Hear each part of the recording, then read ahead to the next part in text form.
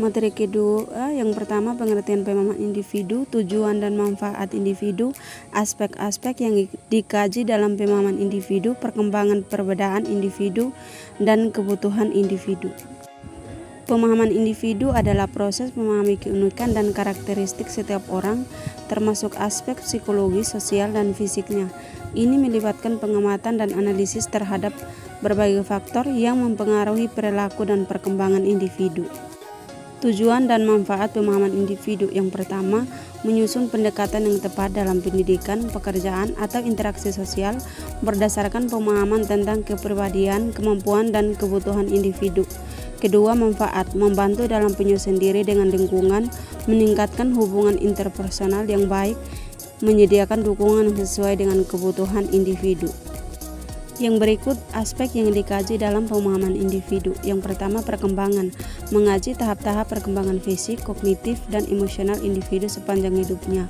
Kedua, perbedaan individu, mengidentifikasi perbedaan dalam hal kepribadian, temperamen, kemampuan, dan cara berpikir antar individu. Ketiga, kebutuhan individu, menentukan kebutuhan dasar yang harus dipenuhi untuk perkembangan yang optimal, baik dalam konteks pendidikan, kesehatan, atau sosial.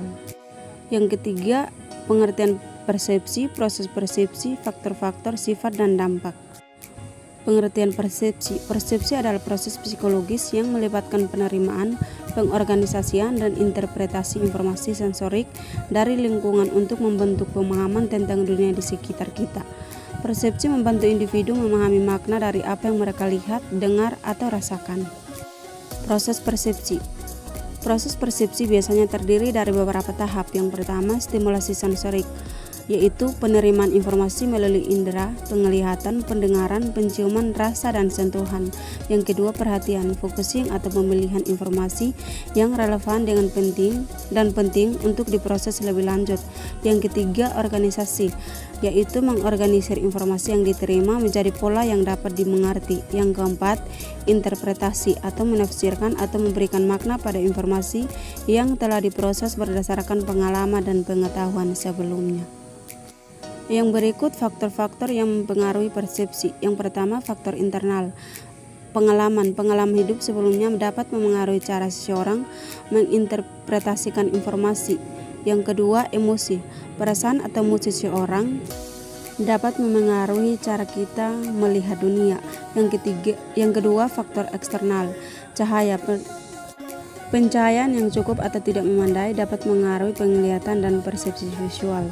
Kontras, perbedaan antara objek dan latar belakang bisa memengaruhi cara kita memproses informasi visual. Yang berikut sifat persepsi. Subjektif, persepsi dapat berbeda-beda antar individu meskipun menghadapi stimulus yang sama. Yang kedua, selektif. Individu cenderung memilih informasi yang relevan dengan kebutuhan atau minat mereka. Yang ketiga, dinamis. Persepsi dapat berubah seiring waktu dan pengalaman baru. Yang berikut dampak persepsi. Yang pertama, dampak positif, membantu individu beradaptasi dengan lingkungan. Kedua, memudahkan dalam pengambilan keputusan yang tepat berdasarkan pemahaman yang benar. Kedua, dampak negatif, persepsi yang salah atau biasa dapat menyebabkan kesalahpahaman, konflik, atau keputusan yang tidak tepat. Dapat memperkuat stereotip atau prasangka berdasarkan persepsi yang keliru. Persepsi memiliki peran penting dalam bagaimana kita berinteraksi dengan dunia orang lain, serta memengaruhi keputusan dan perilaku kita sehari-hari.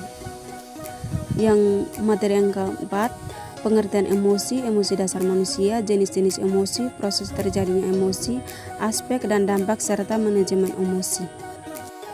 Pengertian emosi. Emosi adalah reaksi psikologis dan fisiologis yang muncul sebagai respon terhadap stimulus dari lingkungan atau pengalaman internal.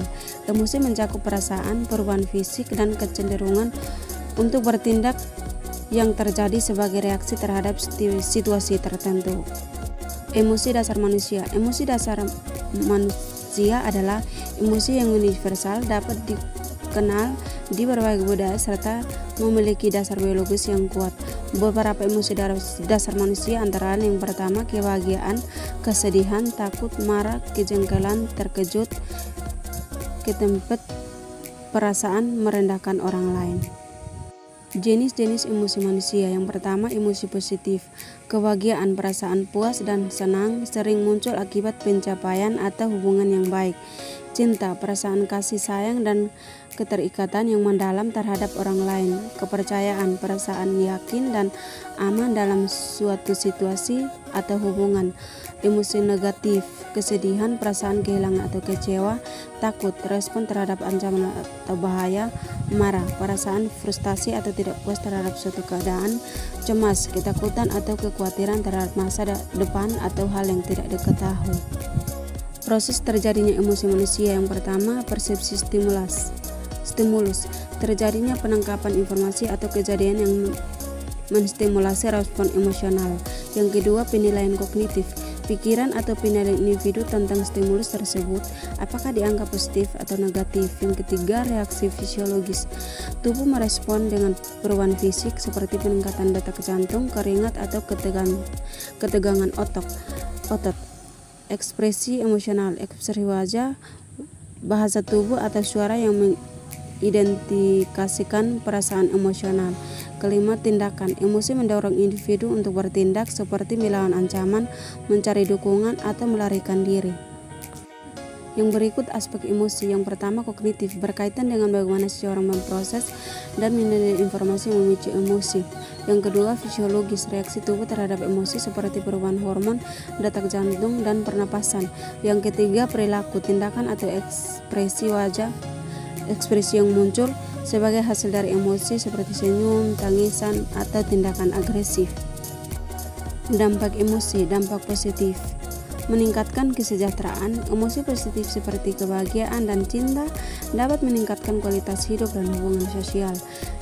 Kedua, motivasi. Emosi bisa memotivasi seseorang untuk mencapai tujuan atau beradaptasi dengan perubahan. Yang kedua, dampak negatif.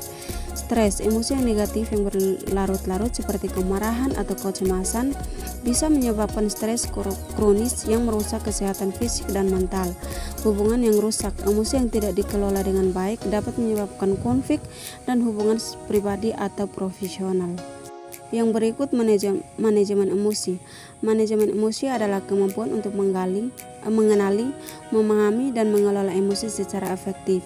Beberapa teknik yang bisa digunakan dalam manajemen emosi. Yang pertama, kesadaran diri atau self-awareness, menyadari emosi yang sedang dirasakan dan mengidentifikasi penyebabnya. Yang kedua, regulasi emosi, mengelola intensitas emosi melalui teknik relaksasi, meditasi, atau pernapasan dalam.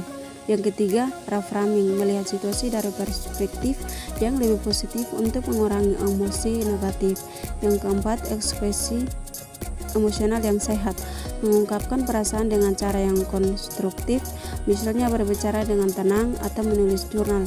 Yang kelima, mencari dukungan, mendapatkan bantuan dari orang lain untuk memahami dan mengatasi emosi yang berat. Materi keenam, memahami konsep diri individu, pengertian konsep diri positif dan konsep diri negatif, aspek-aspek diri, faktor-faktor yang mempengaruhi pembentukan konsep diri. Memahami konsep diri individu. Konsep diri adalah pemahaman atau pandangan individu terhadap dirinya sendiri yang mencakup bagaimana seseorang memandang, menilai, dan merasa tentang identitas, kemampuan, dan peran dirinya dalam berbagai aspek kehidupan. Konsep diri mempengaruhi perilaku, hubungan sosial, dan cara individu berinteraksi dengan dunia dan sekitarnya. Pengertian konsep diri. Konsep diri adalah keseluruhan pemahaman yang dimiliki seseorang tentang dirinya yang terbentuk melalui interaksi dengan lingkungan, pengalaman hidup, serta penilaian terhadap kekuatan dan kelemahan dirinya. Ini mencakup pemandangan tentang fisik, kemampuan, perasaan, nilai-nilai, serta hubungan sosial. Berikut konsep diri positif dan konsep diri negatif. Yang pertama, konsep diri positif merupakan pandangan diri yang sehat dan realistis, di mana individu merasa percaya diri, mampu mengatasi tantangan, dan merasa dihargai oleh orang lain. Ciri-cirinya, yang pertama, rasa percaya diri tinggi, pandangan positif terhadap kemampuan diri, kemampuan untuk menerima kekurangan dan kesalahan diri, hubungan sosial yang sehat. Dampak positif, meningkatkan kesejahteraan psikologis, memotivasi pencapaian tujuan, dan menciptakan hubungan yang harmonis. Yang kedua, konsep diri negatif merupakan pandangan diri yang rendah atau tidak sehat, di mana individu sering merasa tidak cukup baik, tidak mampu, atau tidak diterima. Ciri-cirinya yang pertama, rasa rendah diri, perasaan cemas atau takut gagal, penghindaraan terhadap tantangan, kesulitan dalam menerima kritik atau kegagalan. Dampak negatif dapat menyebabkan stres, kecemasan, depresi, dan kesulitan dalam membentuk hubungan yang sehat. Yang berikut aspek-aspek konsep diri. Konsep diri terdiri beberapa aspek yang saling terkait, antara lain yang pertama, aspek kognitif atau pemahaman diri, bagaimana seseorang berpikir atau menilai dirinya, termasuk pengetahuan tentang kemampuan dan potensi diri. Yang kedua, aspek emosional, perasaan dalam dan merespon emosional yang dimiliki individu terhadap diri sendiri, seperti rasa bangga atau malu. Yang ketiga, aspek sosial, bagaimana seseorang dapat menilai dirinya dalam hubungan dengan orang lain, termasuk bagaimana dia berperan dalam keluarga, teman, atau pekerjaan. Yang keempat, aspek perilaku, bagaimana konsep diri tercermin dalam tindakan atau perilaku individu dalam kehidupan sehari-hari. Yang berikut faktor-faktor yang mempengaruhi perkembangan pembentukan konsep diri. Yang pertama, pengalaman masa kecil. Pengalaman positif atau negatif yang dialami sejak kecil seperti dukungan orang tua atau pengalaman bullying dapat membentuk pandangan terhadap diri sendiri. Yang kedua, interaksi sosial. Hubungan dengan teman, keluarga, dan masyarakat sangat berpengaruh. Pujian, kritik, dan atau penerimaan dari orang lain dapat memperkuat atau merusak konsep diri. Yang ketiga, pendidikan dan lingkungan. Lingkungan pendidikan, sekolah, tempat belajar, serta nilai-nilai yang diterima di keluarga dan masyarakat turut memengaruhi pembentukan konsep diri. Misalnya, prestasi akademik dan pengakuan dari guru atau teman-teman. Yang keempat, media dan budaya populer.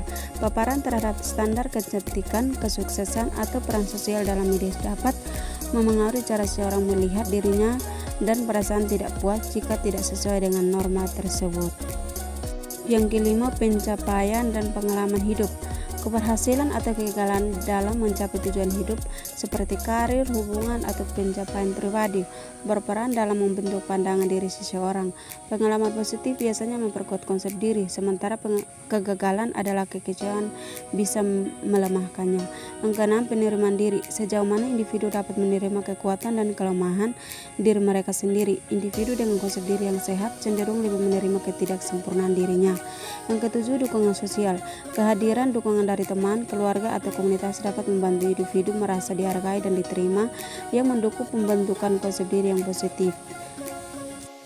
Materi ketujuh, pengertian perilaku sosial, aspek perilaku sosial, teori perilaku sosial, mekanisme perilaku sosial, faktor yang mempengaruhi perilaku sosial, dan perubahan perilaku. Yang pertama, pengertian perilaku sosial. Perilaku sosial adalah tindakan atau reaksi individu yang dipengaruhi oleh atau berinteraksi dengan orang lain dalam konteks sosial. Ini mencakup segala bentuk interaksi, komunikasi, dan hubungan yang terjadi dalam kelompok atau masyarakat. Yang berikut aspek perilaku sosial. Yang pertama, interaksi sosial, pertukaran antara individu atau kelompok dalam bentuk komunikasi verbal dan nonverbal. Yang kedua, norma sosial, aturan yang mempengaruhi perilaku individu dalam masyarakat seperti norma kesopanan atau hukum. Yang ketiga, peran sosial, tanggung jawab atau ekspektasi yang dimiliki individu dalam masyarakat seperti peran sebagai teman, anggota keluarga, atau pekerja. Yang keempat, konformitas, kecenderungan individu dapat untuk mengikuti norma atau perilaku kelompok. Yang berikut teori perilaku sosial. Yang pertama, teori belajar sosial. Menurut Albert Bandura menyatakan bahwa perilaku sosial dipelajari melalui pengamatan dan imitasi terhadap orang lain. Yang kedua, teori interaksionisme simbolik, menekankan pentingnya interaksi sosial dalam bentuk makna dan perilaku. Yang ketiga, teori konflik, menganggap bahwa konflik antar kelompok dalam masyarakat sering memengaruhi perilaku sosial. Yang keempat, teori peran. Perilaku sosial dipengaruhi oleh peran yang dipegang individu dalam masyarakat yang membawa harapan tertentu terhadap perilaku mereka. Yang berikut mekanisme perilaku sosial. Yang pertama, pembelajaran sosial. Perilaku diperoleh melalui observasi dan pengaruh sosial. Yang kedua, konformitas. Individu mengikuti norma atau kelompok untuk diterima. Yang ketiga, tekanan sosial. Pengaruh kelompok atau lingkungan yang memaksa individu untuk mengikuti aturan atau standar sosial. Yang keempat, identifikasi. Individu meniru perilaku yang dianggap penting atau model. Yang berikut faktor yang memengaruhi pengaruh sosial. Yang pertama, kekuatan kelompok, di mana kelompok yang kuat atau dominan memiliki pengaruh besar terhadap perilaku individu. Yang kedua, hubungan sosial. Kedekatan atau hubungan pribadi dapat meningkatkan pengaruh seseorang dalam kelompok. Yang ketiga, komunikasi atau persuasi. Penggunaan komunikasi yang efektif dan kemampuan untuk meyakinkan orang lain dapat mengubah perilaku sosial. Yang keempat, norma atau aturan. Norma sosial yang diterima dalam kelompok atau masyarakat akan memengaruhi individu untuk menyesuaikan perilaku mereka. Yang terakhir, perubahan perilaku. Perubahan perilaku sosial terjadi karena faktor eksternal atau internal yang memengaruhi individu untuk mengubah cara mereka berinteraksi atau bertindak dalam kelompok.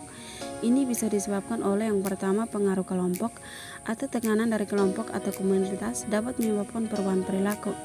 Yang kedua, pengalaman atau pembelajaran dari pengalaman pribadi atau pengaruh orang lain yang membuat cara pandang atau tindakan. Yang ketiga, kondisi sosial dan budaya. Perubahan dalam norma atau nilai sosial yang berlaku dapat memengaruhi perubahan perilaku individu.